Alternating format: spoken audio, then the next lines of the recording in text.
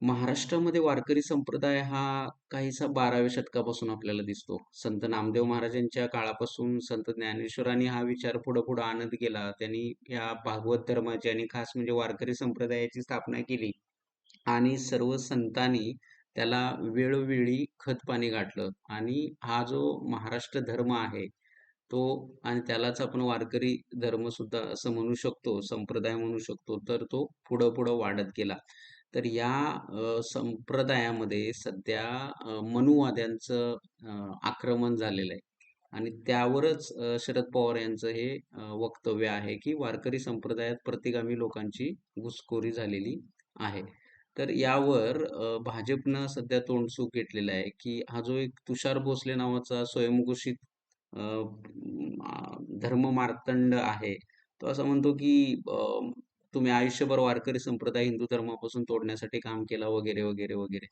तर तुम्ही कोणत्याही ठिकाणी जावा तर तुम्हाला एक दिसून येतं की मनुवादी विचार आपल्याला वाईट पद्धतीनं घुसवले जात आहेत या वारकरी याच्यामध्ये. सध्याचे जे कीर्तनकार करणारे आहेत त्याच्यामध्ये 80% तरी ते भाजपचे एजंट असल्यासारखेच काम करत असतात किंवा त्यांना तो मनुश्रेष्ठ आहे. संत तुकाराम, ज्ञानेश्वर हे काहीच नाही त्यांच्या पुढं असं बिंबवण्याचा उपयोग कायम प्रकार केला जातो. तर हे बघा, हे भिडे गुरुजी आहेत, त्यांचं वक्तव्यच आपल्या समोर आहे, की ते म्हणतात की तुकाराम आणि ज्ञानेश्वर महाराजांच्या पेक्षा मनुश्रेष्ठ होता. म्हणून मनुश्रेष्ठ कसा होता? मनुस्मृती एकदा वाचली पाहिजेत. मनुस्मृतीचे जे घाण घाण विचार आहेत ते एकदा समोर आले पाहिजेत.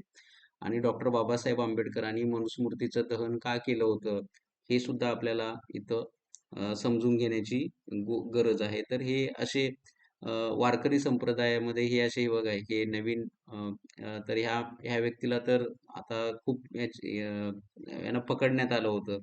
ठीक आहे. म्हणजे वारकरी संप्रदायाला लागलेली कीड ज्याला म्हणतात, तर ही भाजपची कामं करत असतात. भाजपला सत्तेत आणण्यासाठी या लोकांनी काम केलं गेलं.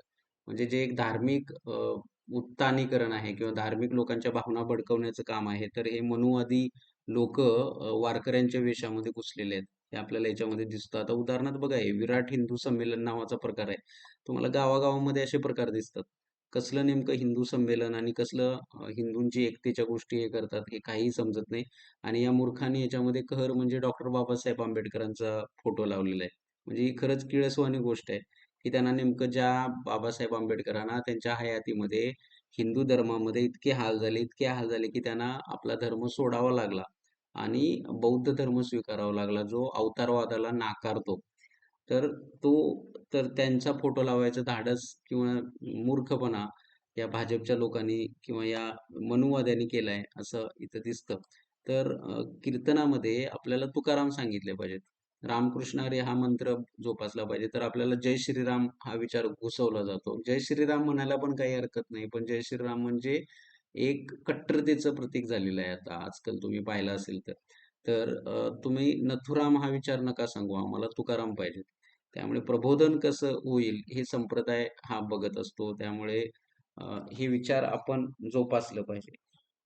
दुसरं असं आहे, की या विचारामध्ये जर तुम्ही बघितलं तर हा संगमनेरचा एक नवीन कोणतरी बाबा आलेला आहे. तर तो असं सांगतो, की अ, शारीरिक व्याधी कशा ठीक करता येतील, त्याच्यावर त्यांचे व्हिडिओ सध्या गाजतायत. किंवा हा तुम्ही जर इथं पाहिला, हा बघा ऋषिकेश आहे, ऋषिकेश वैद्य नावाचा. तर हा पण आपल्याला सापडलेला आहे. हे सर्व या ह्याच्यामध्ये आहेत.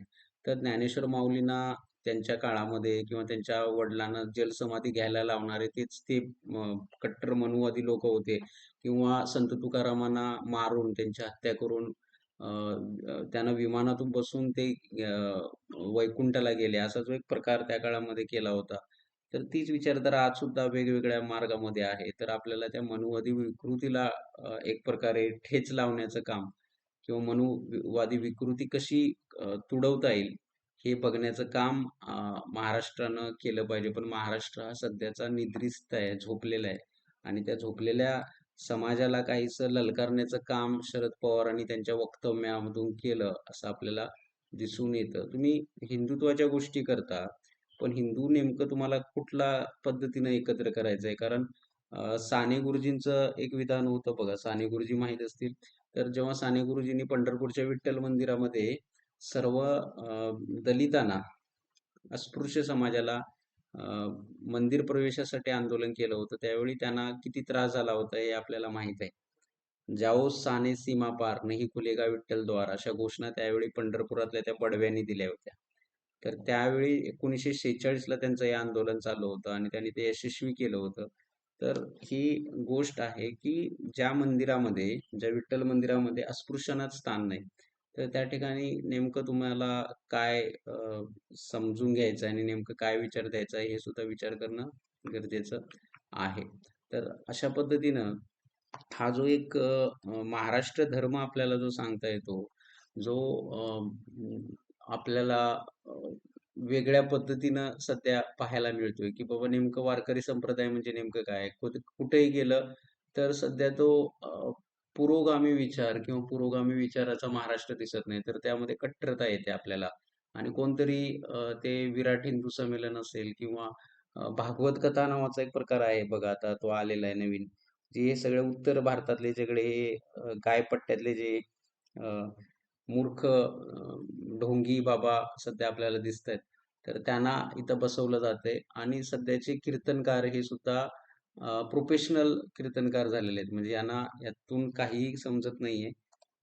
तर त्यांना विचारांशी काही देणं-घेणं नाहीये. तर अखंड हरिनाम सप्ताहात महिला कीर्तनकाराचं कीर्तन झालं तर त्या ठिकाणचं व्यासपीठ विटाळलं म्हणून अनेक पुरुष कीर्तनकार त्या सप्ताहात कीर्तनासाठी येतच नाहीत.